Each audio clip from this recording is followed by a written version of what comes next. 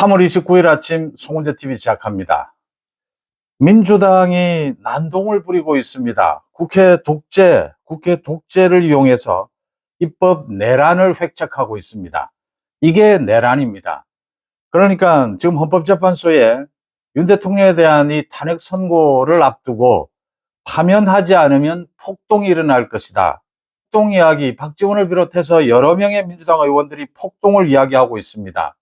또 이 최상목을 비롯해서 한덕수, 최상목 국무위원들을 모두 탄핵하겠다라고 하고 있습니다.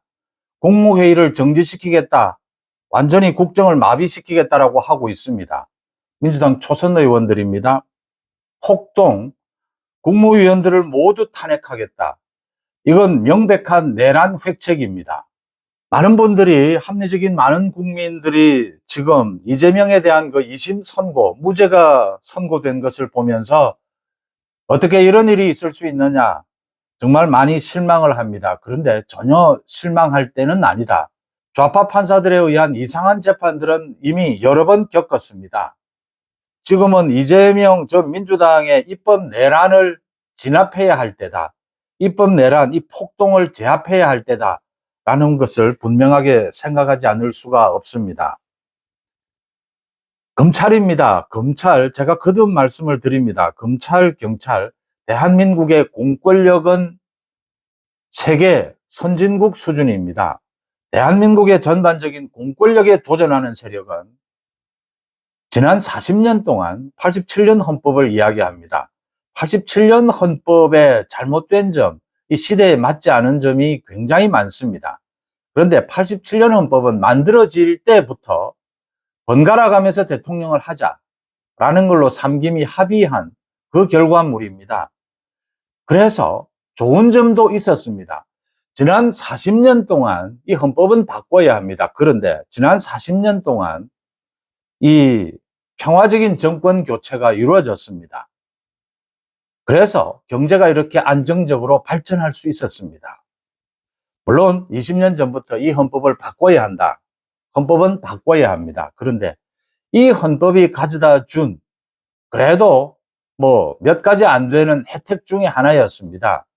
우리 국정이 뭐 여러 가지로 혼란스러운 부분들이 있었지만 정권 교체가 평화적으로 이루어짐으로써 안정을, 그래도 전체적으로는 안정을 찾으면서 이 우리 경제가 선진국으로 도약할 수 있는 그 기틀이 마련이 됐다라고 하는 점입니다.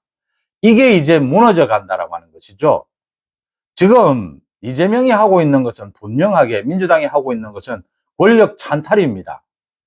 이건 40년 전으로 다시 돌아가겠다라고 하는 것입니다. 우리 경제를, 우리나라를 완전히 망치겠다라고 하는 것입니다. 권력 찬탈.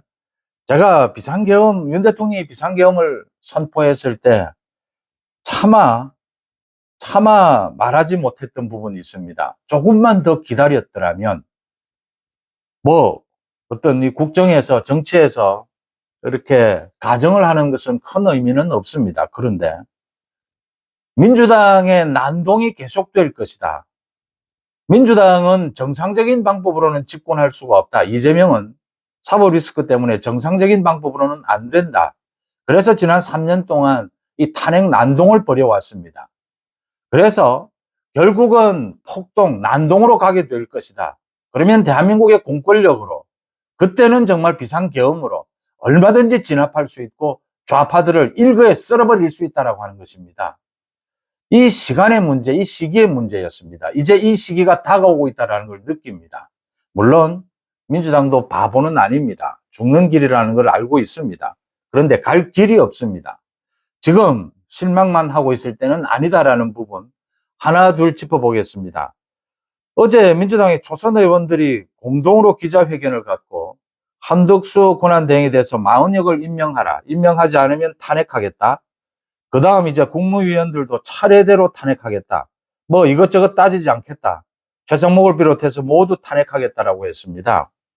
그렇게 하면 이 국무위원들을 모두 탄핵하면 국정이 마비되느냐? 되지 않습니다. 국무회의의 구성 요건이라든지 이건 대통령령으로 정합니다. 한덕수 권한대행이 정할 수 있습니다.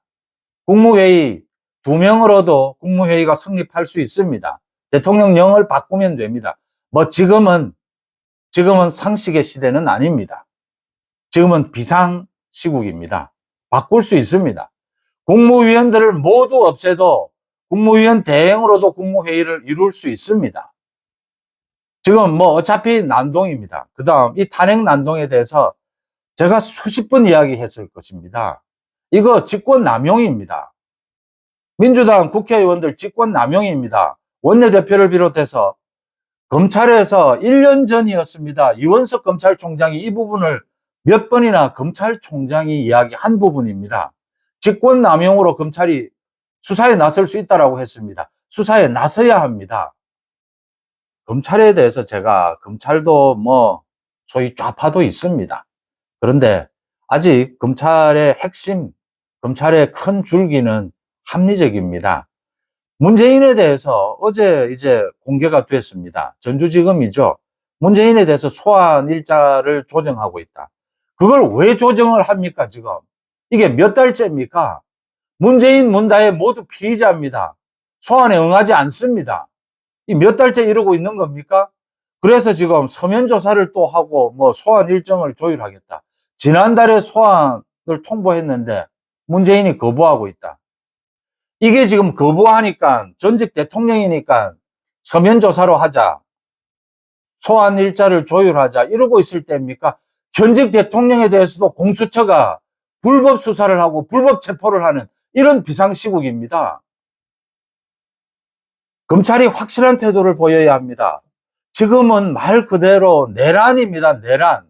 검찰이 정확하게 직권남용에 대해서 수사에 나서면 제압할 수 있습니다. 폭동을 이야기합니다. 윤 대통령에 대해서 탄핵을 하지 않으면 폭동을 일으키겠다. 윤 대통령에 대해서 탄핵, 기각이면 폭동을 일으키겠다. 파면하면 폭동을 일으키겠다. 어떤 폭동도 대한민국 공권력으로 제압할 수 있습니다. 그게 불가능하다면 그때 비상계엄을 선포하는 것입니다. 대한민국 군이, 계엄군이 얼마든지 진압할 수 있습니다. 자기들이 죽는 길이라는 걸 다 알고 있습니다. 지금 협박하고 있는 것이거든요. 이게 왜 이런 협박을 하게 되느냐. 그러니까 김복형, 정형식, 조한창입니다. 이 세 명의 재판관은 정확하게 지난 4개월 동안 일관된 입장을 보였습니다. 이진숙 방통위원장에 대해서도 기각, 감사원장에 대해서도 기각, 그 다음 우원식이 자기 마음대로 권한 쟁의심판을 낸 부분에 대해서도 인용을 하면서도 소수 의견으로 3명이 똑같이 이건 반대한다라고 하는 소수 의견을 냈습니다. 전체 의견에 동의하긴 했지만, 그 다음 한덕수 총리에 대해서도 일관되게 기각입니다. 민주당이 미쳐 날뛸 수밖에 없는 대목이죠. 이 3명은 안 된다라고 하는 겁니다. 그래서 지금 민주당이 헌법재판소를 협박하고 겁박하고 있는 것은 문영배와 이미선에 대해서입니다. 문영배에 대해서입니다. 정확하게 문영배는 이재명과 친하지만 문영배를 임명한 사람은 문재인입니다. 문영배 자기 마음대로 안 되는 겁니다. 문영배가 설득이 된다? 문영배가 지금 토론이 된다? 안 되는 겁니다. 이 3명의 재판관에 대해서는. 그러니까 문영배, 이미선은 지금 모르겠다, 던져놓고 퇴임하겠다는 겁니다. 이게 지금 기각 결정을 내릴 수가 없으니까 퇴임하겠다라는 겁니다. 그래서 국민의힘에서 오히려 더 헌법재판소에 빨리 선고하라라고 독촉을 해야 되는 것입니다. 협박해서는 안 되죠. 독촉해야 되는 것입니다. 지금 문영배가 미루고 있는 겁니다. 이거 기각으로 갈 수가 없으니까 자기 퇴임해버리겠다라는 겁니다. 퇴임하면 6명의 재판관으로 기각을 하든지 아니면 다시 헌법재판관들 다시 충원을 하든 그러면 6월로 넘어가게 됩니다. 지금 이래서 이재명이 여유가 있는 것이 아니라 쫓기고 있는 겁니다. 이재명의 선거법 위반, 이 무죄 판결에 대해서 검찰이 다음날 바로 상고를 했습니다. 상고 이유서도 냈고 소송 기록도 모두 제출했습니다. 대법원에서 파기환송할 것이냐, 파기자판할 것이냐. 대부분 파기환송합니다. 파기자판은 거의 없습니다.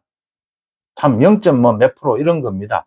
그런데 1심에서 유죄 판결이 난 것이 2심에서 이렇게 무죄로 뒤집어진 것도 0.17%입니다. 대법원에서 파기자판을 할 것이냐. 지금은 비상시국입니다.